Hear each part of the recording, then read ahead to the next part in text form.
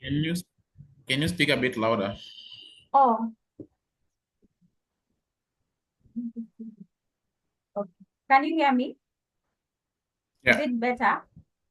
Okay, okay. yeah. I was saying for those who are not familiar with this scholarship, it's in Indonesia and it's one of the best. It's offered by the government. Usually they were supposed to open up on 22nd, but there've been a delay of some sort, which means that the time period that will be given for application will also be very limited. So that means you have lesser time. So it's better to prepare the documents early on and to have all your documents in place so that by the time they open up the application, you'll be among the first people to apply. Also, because we know so many people are going to apply for this application. In many of the groups that we are in, majority of people are just waiting for this scholarship. Everyone is just asking for this scholarship. I think mostly because the stipend is usually a bit better compared to others. But so here are the key things that you should note. Number one is that if you're doing a bachelor's, it takes 4 years, but you'll have another 1 year first to do the language. So you will be in Indonesia for a total of 5 years. If you're coming in for masters, then the masters itself it's 2 years, but you'll have first 1 year. The first 1 year will be for you to study the language. So in total, you study for 3 years, and for doctoral, the same is 4 years. So the scholarship has about 222 opportunities, which is a lot. They've segmented they've segmented into different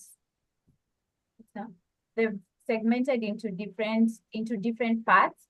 So but I think the biggest lot they give is to the undergrad and to masters.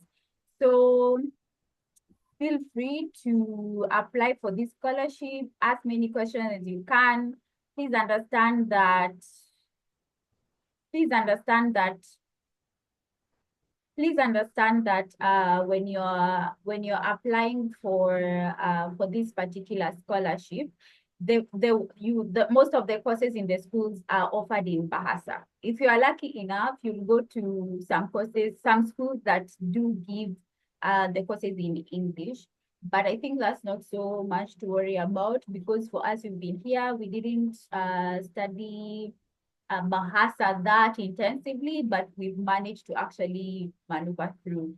So don't be discouraged by that. And obviously, some of the schools offer courses in English.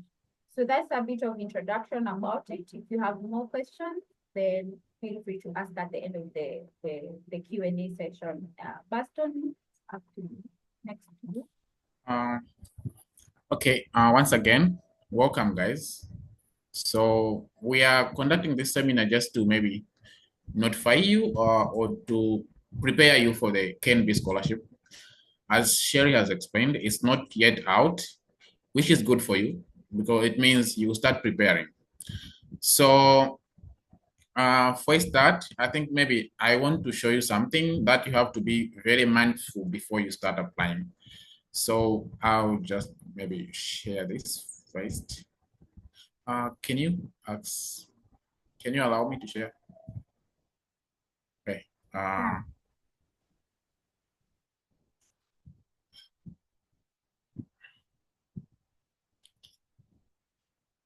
Okay. So I think this is the most important part that you need to take note of when you're applying for this KNB scholarship. Because there are a lot of universities. So which means every university has its own programs. Of course, you see when you open the portal during the application. But I think this is the most important statement that you need to keep. We strongly suggest you to collect as many information as possible on the universities and your desired study program. Please be advised that once you are admitted, changing either the universities or your study program is prohibited. So you have to be sure that what you are selecting is really what you want to study. Another thing is maybe I also understand maybe some of you are working now, which means you already have a career. So maybe it will be also good to pick something that is a bit related to your career. It may be different, you may switch, but at least make sure that you are not picking something that will give you trouble. That's just like a bit of an advice. So I also wanted to, my part, mostly because we have Agatha here who had KNB scholarship. So I think she's in better position to explain a lot to you guys. But I also just wanted to explain on those who might want maybe to apply for PhD. The application procedure is the same. The universities are the same, but the only difference that comes here now when you are applying for PhD is maybe um,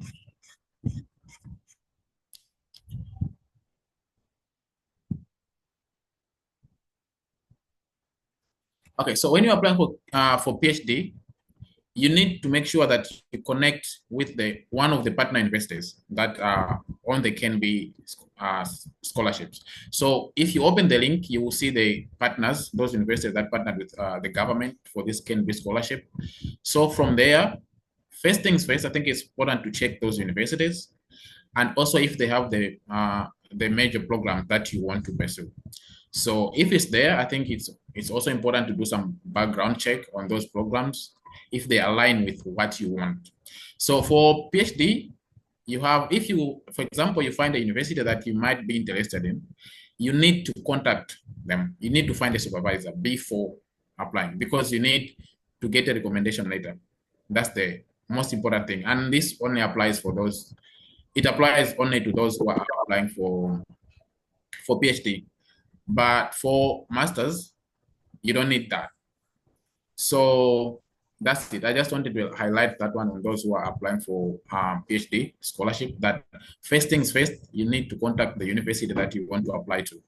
So if you're applying to like maybe University of Indonesia, which means find out about your department, find out about your program, find out who can be your supervisor there. Try to contact them so that they can give you a recommendation later.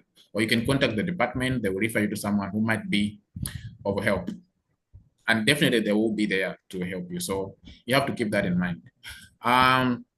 Also, there's a need for recommendation later, maybe when you're applying from your former university. It can be, maybe some of you are working, it can be from your employers. You can use that one, or your academic supervisor, your former academic supervisor, the one that you just finished. Let's say you did masters, and then your supervisor can write you a recommendation letter, or it can come from the university itself at large. So you also need that. So that's it. I just wanted to highlight that on the PhD scholarship. So I'll give the floor to Agatha to explain more how she did the application and how she come up to win the application. Thing that you guys need to include in your applications and maybe how to contact the embassies and so on and so forth. So Agatha, you can go ahead. Is Joshua is Hello, everyone. I'm Agatha. Voice, please. The voice. Oh, you can hear me. Can you hear me now? Yeah. Good. Yeah. Am I Okay. clear? Yeah. No, okay. So, just like Baston said, I'm one of the KNB scholarship awardees. The year 2023, 2024, 2025. Still problem with the voice.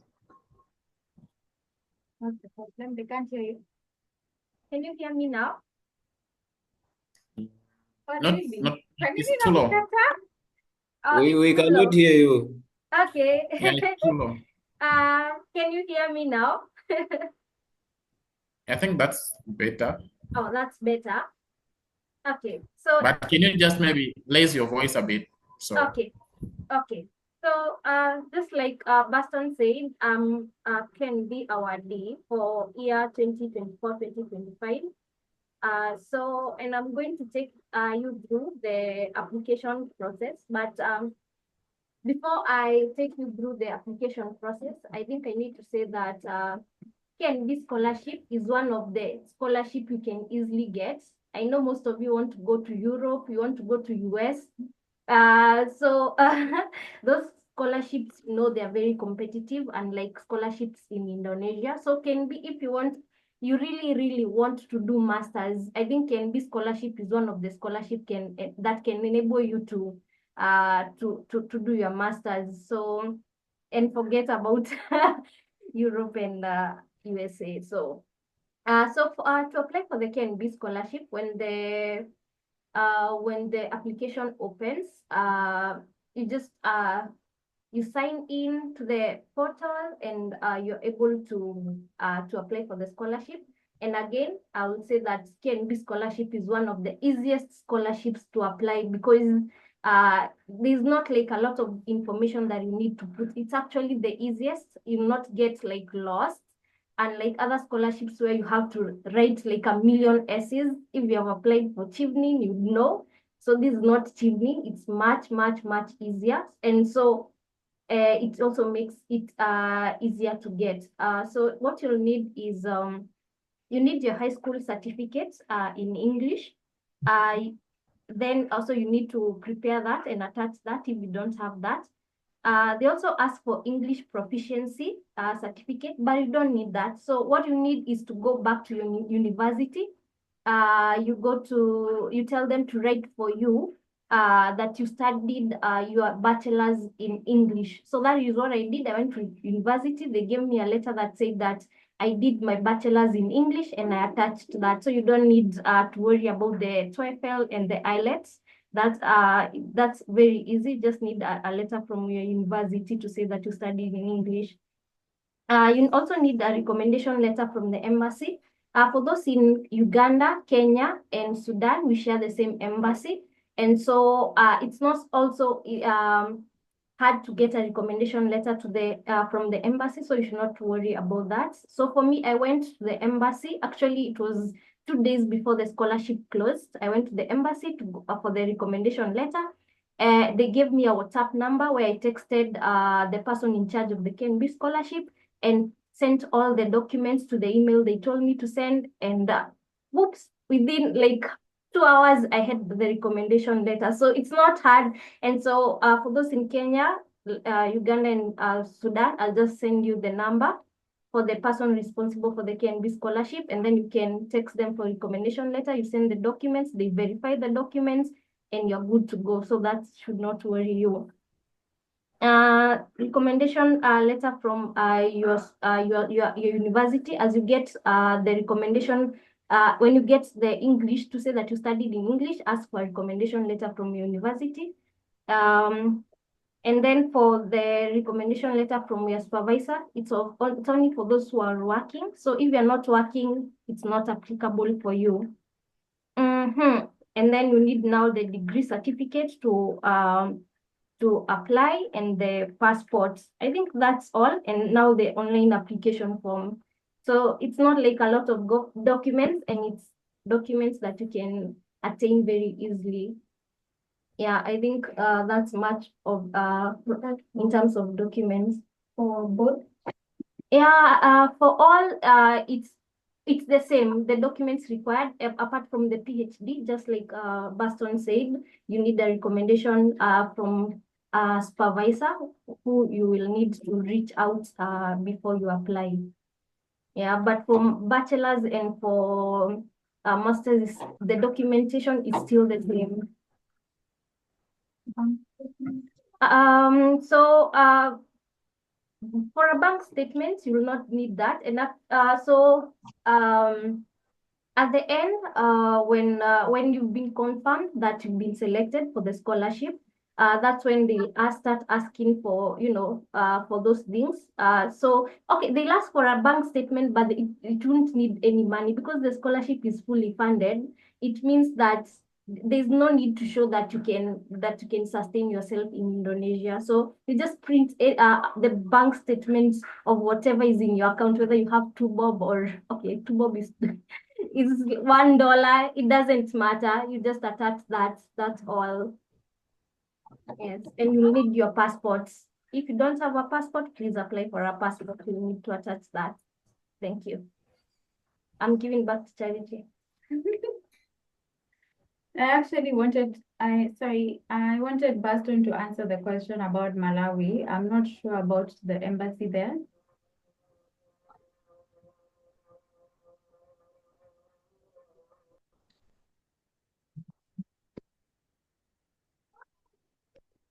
Baston, can you hear me? Can you repeat the question? I said there is a question about whether you guys have an embassy in Malawi. I wanted you to answer that. Oh, okay. So in Malawi, actually, we do have a consulate, but the one that offers recommendation letter is in Mozambique. So I'll share the contact on the channel later, so that the people who want to collect the recommendation letters can use that number to contact. And yeah, so I'll forward it on the channel. You guys can contact. The guy is actually very helpful. He will respond to your messages, and if you have all the required documents, they'll give you. Actually, the problem now with the embassy is they want you to have all the documents that the KNB needs. If you don't have some of those documents, they will not give you the recommendation letter. And if they don't give you that recommendation letter, your chances of getting that scholarship are very low. So you really need this recommendation letter, and you have to do everything you can to get it. So yeah, I'll share the contact on the channel so you guys can contact the embassy. Okay. So there's also a question about the interview process. So after you've been selected, so this is what happens. Once they've selected people, they'll post all the names of the people who've been selected in the KNB's website. And after they post, when you go to your when you go to your portal, you'll also see that you've been selected. So if they give you 1 week after they select people, they give you 1 week to confirm. So if you don't confirm, then the scholarship is given to someone else. But usually the embassies will follow up. I don't know about other embassies, but my embassy, because I had not confirmed, because I didn't know they had already announced the result, they called me and they told me, please confirm if you want the scholarship. And I went to the website and confirmed. After that, now the specific university will reach out to you, right? Yes, the specific university will reach out to you. And was it? Sorry, I think I'm forgetting the whole process well. No. The interview was before the selection. I'm so sorry. The interview was before the selection. So the University of Indonesia is the one that reached out to me. So when you are applying, this document that Baston is sharing, it has a list of university and all the courses that are supported by the KNB scholarship. So you cannot apply for other courses that are not supported by the KNB scholarship. So for me, I selected 2 university and 2 courses. So only one university interviewed me, and that is University of Indonesia. So they reached out to my email and they told me I have an interview. They set up an interview, and then they asked me questions about what I'm planning, my research plan, and then they asked about what else, my motivation, yeah, such things. I don't think it was like but the interview was literally 5 minutes and I was done. And so that's all. It's not hard, so don't worry yourself. You just concentrate first on applying. Let not the interview worry you. When we get to the interview, you will just look for us and we'll give you the tips. Right now, focus on applying. When you get to the interviews, it's something else, and that will be in May, I think June there. So focus on applying right now. Mm-hmm.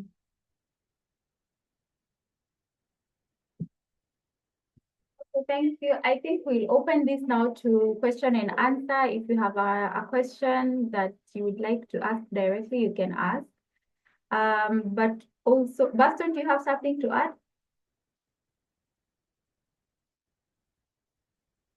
You're muted. No, I think let's hear from the questions first. Okay. Something. I think for me to answer is usually when you finally get through everything, I know the process of application is easy because after you submit your document, you just wait for feedback from the university. And then what next? So maybe people are wondering, how about the visa? How does that go? And then the flights, do you need to have your own money to pay for the flights? Then they will refund, because some scholarships are different. So Agatha, maybe you can answer that. So the scholarship is fully funded. So there is nothing that will come out of your pockets. Flights, they do everything. What they'll just need from you is the passports, only the passports that you need to apply for, that they'll not apply for you. You apply for a passport. So when you're selected, they'll ask for your passport, they'll ask for documents, they'll reach out to you, everything they need, all the documentation. They'll apply for you, your visa, everything is catered for. They'll send you your ticket. Your work is to send all the documents. Just be available to send the documents that they need. I can see someone is asking about, do we need to write a research proposal? No, you don't need. You just need a research idea in your head when they ask you. So what are you planning to do? Just to see that you know what you're coming to do. You're just not applying just to come and loiter. You're coming, you know your purpose, you know your goals. Yeah. But for doctoral, I don't know. For doctoral, I think you'll need a research proposal. Okay, I think Maybe to add on I think I think you need to download also these ones when the application is open, because you need them to send. This one is just a guideline, but this scholarship offer letter, I think you need it, and then Indonesian embassy recommendation. But this one you can get from your embassies. So, but for scholarship offer letter, I think you need it to download and then fill it.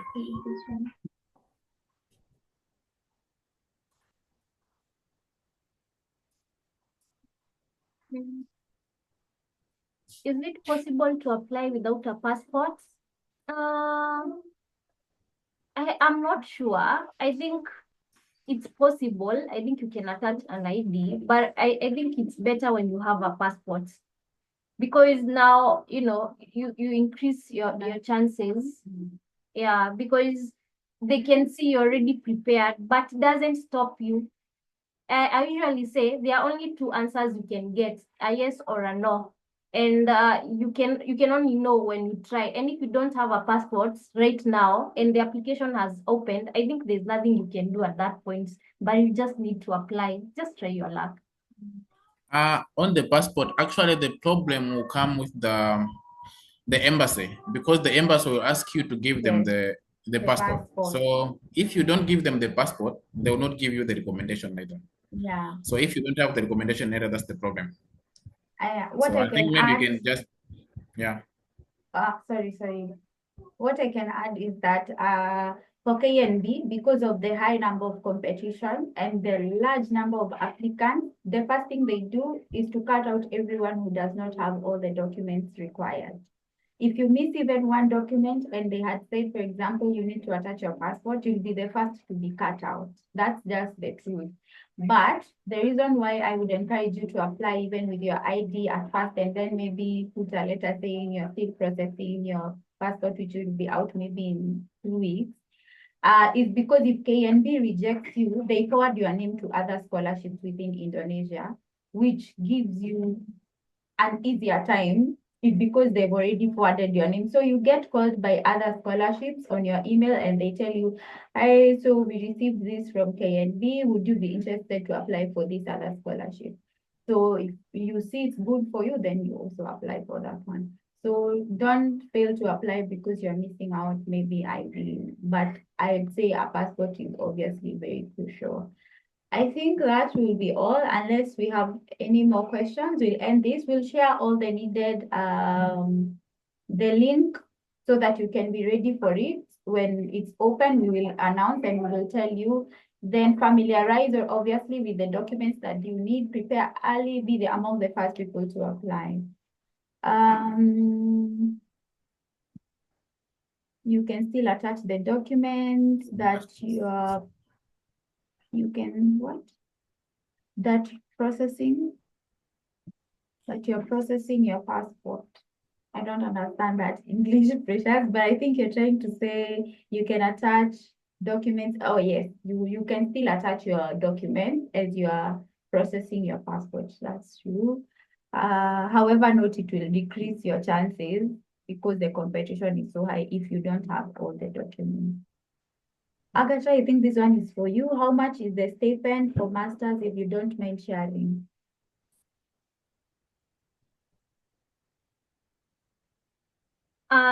The stipend is usually 4.7 million for the living allowance. And then we have a book allowance of 350,000. And so that's totals up to 5 million. So you can convert that into the into your currency, if it's Kenyan shilling or Malawi.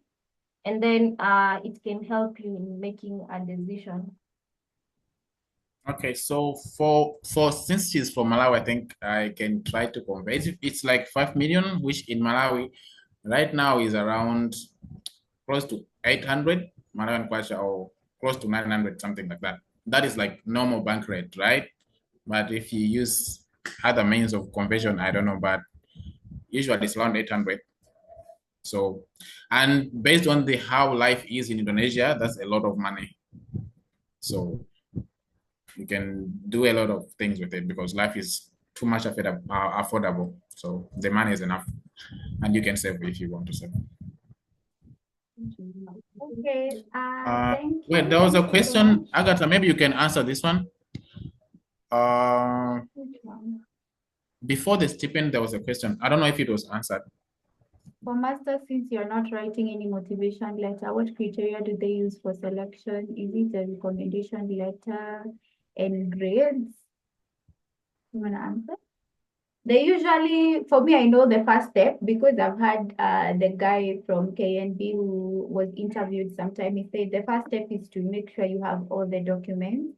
And then the second step is obviously the grades and then your motivation letter. That one sells you out 100%. So maybe you can say what you wrote on your motivation letter. Would you remember? A few tips. I can't, I'm sorry. I can't really remember what I really wrote in my motivation letter because by the time I was applying for KNB, to be honest, I was applying to 10 other scholarships. So, something I wanted to say. So when you're asking for recommendation letters, don't let them write like a specific recommendation letter. Let them write a generalized recommendation letter. Why? Because when you're applying for scholarship, you cannot put all your eggs in one basket. You need to spread them. Like you apply to so many scholarship just to increase your chances of if you're very motivated to get a scholarship. So you apply to so many. And so you cannot be going to ask for a recommendation letter for every scholarship you are applying. So you need, let them craft the recommendation letter for you that is general for all that you can use to apply for so many scholarships because many scholarships are opening and you need to apply to so many of them. Yes, I think that's my take.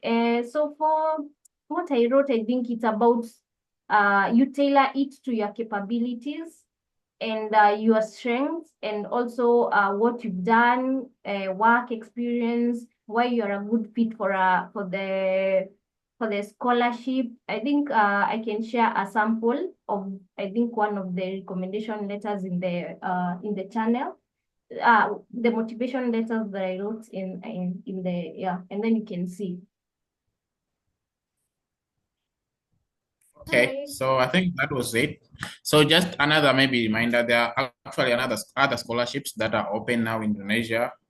So while you're applying for KNB, since you have joined the Zoom, maybe we can also tell you to look for other scholarships in Indonesia, like University of Brawijaya, you can search that one. O Triple I, those are open too. So grab your chance while you still can. As she said, you cannot put all things in the same basket, so try your chances. That's it. Can you remove the document so that we can take this Oh. picture that Precious is saying we take? Okay. A good suggestion. Thank you.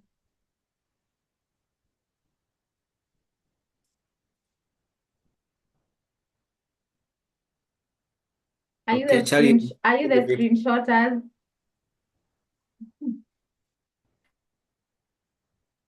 Satu, dua, tiga. So you are speaking to Malawians in Indonesia and to Kenyans.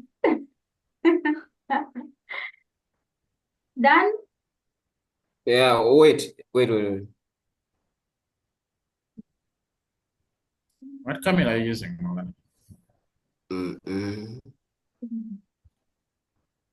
Can only see the glasses. Okay, thank you. Thank you so much for joining. Precious, I've taken from my side. Thank you for joining. If you have any more questions, you can DM us on Ah, Instagram on Franklin, you are a Sophie bit late. Global.